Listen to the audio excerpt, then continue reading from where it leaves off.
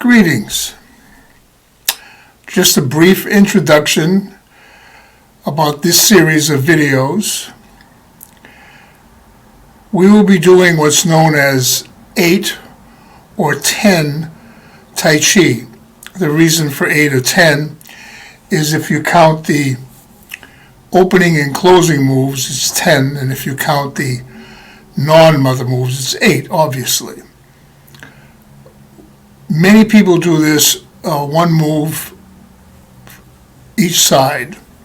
We'll be doing at least 2 moves each side when we finally get through the form.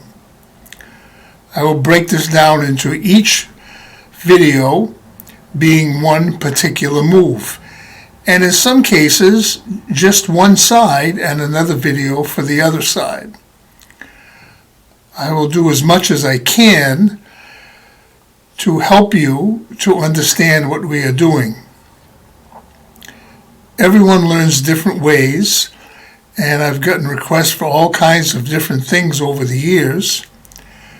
So I will do it facing you and sideways and from the rear, hoping that one of these ways and or all of them will be beneficial to you.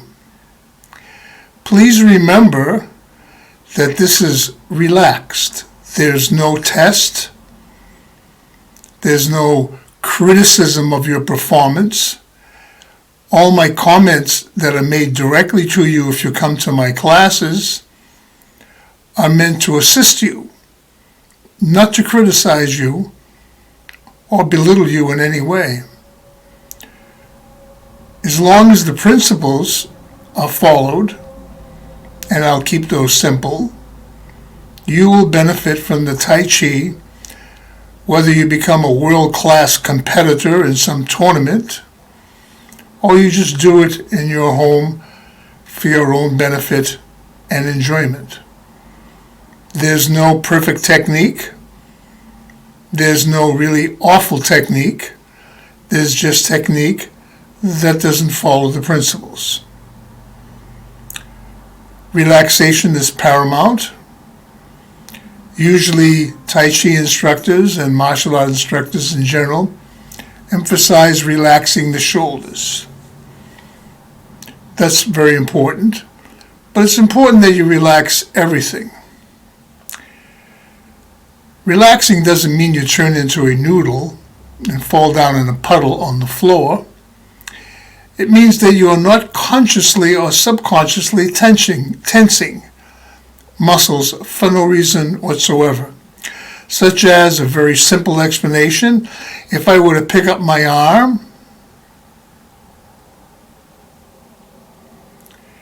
many people will move their shoulder first. Tension for no reason. Your arm can be lifted without moving your shoulder. And I will throw this other little part in because a lot of people say, well, yes, if I raise my arm above, my shoulder goes up. But I'm cautioning you against leading the arm with the shoulder rather than the shoulder following the arm. My hand is still up, my shoulder isn't. I can raise it some more. But I'm extending my arm to do that. I'm not just raising my shoulder. Put a hand on your upper chest. Take a breath through the nostrils, please. Feel your chest come up and then feel it go down. Now practice taking a breath without letting the chest go up and down. Your breathing will become more lowered and in your stomach. You're not breathing in your stomach, but hypothetically and in reality, you are lowering things so that your lungs have more room to expand, that the cavity inside of you isn't being filled up by your stomach and all the other organs, that they're relaxing down where they should be, where they were when you were a baby. And my last thing of this video is that people don't seem to know where their body is, where their feet are, their hands are, fingers, anything. It's important to me, I believe, that your mind should know that, because it cannot heal those things if it's forgotten exactly where they are. Now, I know your mind knows your fingers here, but you need the strength in your brain to send messages there. When you were a baby in the crib, these were wonderful. They were like magic. What is that? And your toes wiggling. When's the last time you sat down, looked at your feet, and wiggled your toes? Maybe you've done it. Chances are you haven't. So, if your hand is supposed to do this, and it does this or that, you're not paying attention to yourself. And that also, I believe, means you're not paying attention to yourself in many other ways, emotionally, intellectually, etc. Don't be afraid to look at your hand and what it's doing. If you've ever bothered to try and learn the piano, you look down to see your fingers where they go. This is no different. So, slow and smooth. The slower and the smoother, with no tension up here.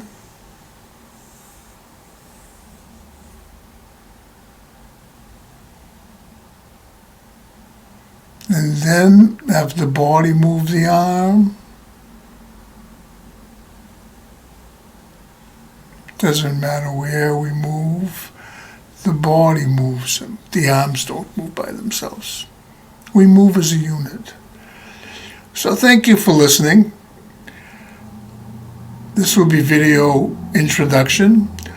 Video number 1, we will start with the opening movement of this short Tai Chi form, and hopefully you will learn the form and stay interested enough to go on and learn some longer forms.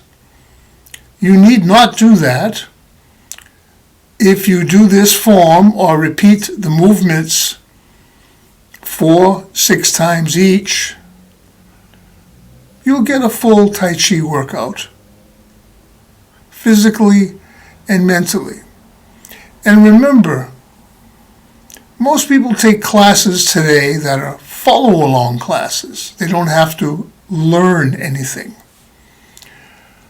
Well, if you're having memory issues, or you've always had memory issues, or you're getting older and you need to exercise your brain, this is a tremendous way to kill many birds with one stone. Relax, meditate, breathe, get in touch with your body, and use your mind.